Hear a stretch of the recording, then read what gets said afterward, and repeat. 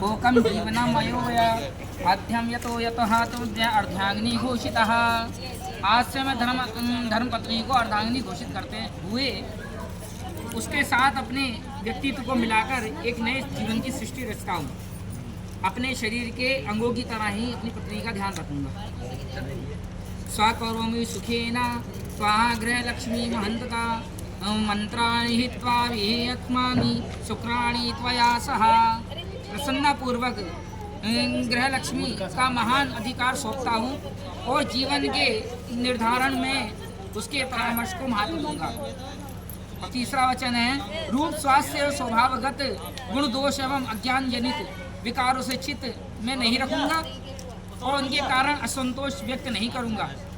स्नेहपूर्वक सुधारने व सहन करने की आत्मीयता बनाए रखूंगा। मतलब कोई गलती होगी तो उसको जो है दोहराऊंगा नहीं और ध्यान से उसे निभाऊंगा।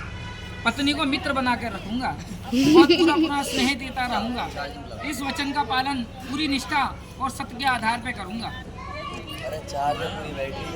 पत्नी के लिए जिस प्रकार प्रतिव्रत धर्म की मर्यादा होती है उसी प्रकार से मैं भी अपनी पत्नी व्रत धर्म का पालन करूंगा। चिंतन और आचरण दोनों से ही पर पत्नी से वासनात्मक संबंध नहीं जोड़ूंगा और गृह व्यवस्था में धर्म पत्नी को प्रधानता दूंगा। आमदनी और खर्चे का कर्म उनकी सहमति से करने की गृह उचित दिनचर्या अपनाऊंगा। मतलब जो अब मैं खर्च करता रहा, जो भी करता रहा, अब जो है इनकी सहमति लूंगा। धर्म पत्नी को सुखी शांति तथा प्रकृति सुरक्षा की व्यवस्था करने में अपनी शक्ति और साधन आदि को पूरी ईमानदारी के साथ लगाता रहूंगा। यहाँ पे बताया है अगर कोई भी व्यवस्था जो भी करूंगा, जैसे कि गर्मी है, गर्मी में जो है आप लिया है स्वेटर, हाँ गर्मी में लिया है तुम स्वेटर और ठंडी में लिया है क्या नाम है पंखा, तो ये उल्टी प्रक्रिया नहीं करूँगा। कहने का मतलब है जो चीज़ जिस ऋतुओं में 6 ऋतुएं होती हैं, जो ऋतुओं में जिस चीज़ की आवश्यकता होगी उस चीज़ों को मैं उन्हें आपको प्रदान करने की व्यवस्था रखूँगा। धर्म पत्नी को सुख शांति एवं प्रकृति एवं सुरक्षा की व्यवस्था करने में अपनी शक्ति और साधन और को पूरी ईमानदारी से लगाता रहूँगा। अपनी ओर से मधुर भाषा और श्रेष्ठ व्यवहार बनाए रखने का पूरा यत्न करूँगा। मतभेदों को भूलकर सुधार शांति के साथ करूँगा, जिसके साथ अपने पत्नी को वांछित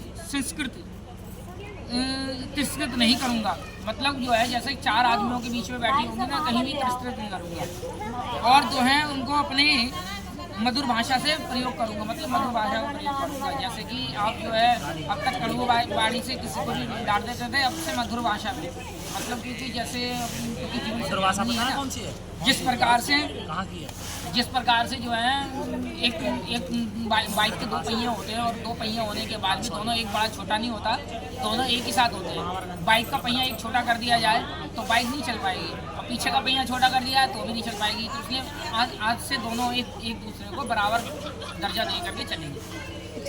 पत्नी के असमर्थ और अपने कर्तव्य से विमुख हो जाने पर अपने सहयोग और कर्तव्य से पालन में रत्ती भर भी मैं गलत व्यवहार नहीं कर दूंगा। कहने का मतलब है मैं अपने प्रति, जैसे मेरा शरीर का एक अंग है ना, तो कोई दिक्कत हो जाती है शरीर के अंग में तो मैं उसका ध्यान रखता हूँ। इसी प्रकार से अपनी पत्नी को हर प्रकार से उसका ध्यान भी रखूंगा और उसका अपने कर्तव्य से विमुख बिल्कुल भी नहीं होगा। अब ये आपको प्रतिज्ञा स्वीकार है? अच्छे से बोलो, सुनाई नहीं दिया। हाँ स्वीकार है। आप तो नहीं है, आप तो प्रतिज्ञा नहीं है। अब आप कन्या की